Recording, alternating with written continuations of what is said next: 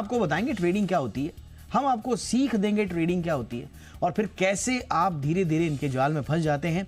ये बहुत इंपॉर्टेंट मसला है जिस पर सेबी ने एक बार फिर संज्ञान लिया है। टोटल ये तीसरी बार है जब सेबी ने इस पर वार्निंग जारी की है। आज खास मेहमानों के साथ होगी इसी मुद्दे पर चर्चा। मेरा नाम है दीपक डोभाल, आप देख रहे हैं आपकी खबर आपका फायदा। पहले रिपोर्ट, लौट रहा हूं बेहद खास मेहमानों के साथ।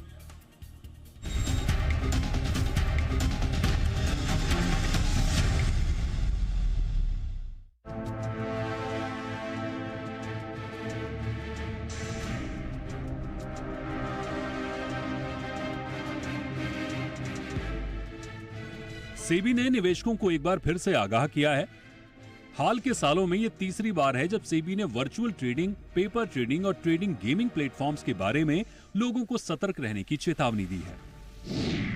ताजा सर्कुलर में सेबी ने कहा है कि सेबी को यह जानकारी मिली है कि कुछ ऐप्स, वेब एप्लीकेशन और प्लेटफॉर्म्स स्टॉक की कीमतों के डेटा के आधार पर वर्चुअल ट्रेडिंग सेवाएं या पेपर ट्रेडिंग या फैंटेसी गेम की सर्विस दे रहे हैं, जो कि पूरी तरह से नियमों का उल्लंघन है।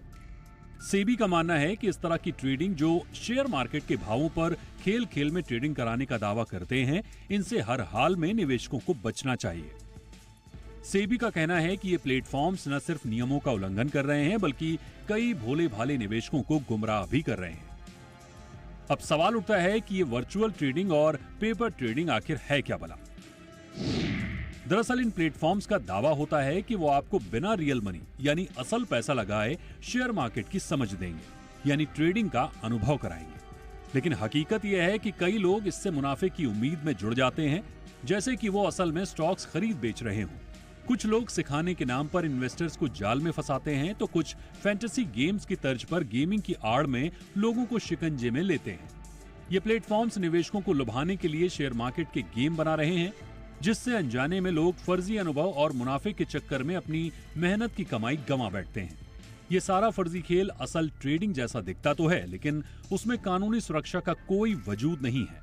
कई बार ये प्लेटफॉर्म्स आपका डेटा चोरी कर सकते हैं और आपका पर्सनल ट्रेडिंग डेटा भी रिस्क में डाल सकते हैं। इस बारे में सेबी का नियम क्या कहता है, ये भी जान लीजिए। सेबी ने अपने सर्कुलर में साफ साफ कहा है कि इस तरह के platforms security contract regulation act 1956 और सेबी एक्ट 1992 का उल्लंघन कर रहे हैं।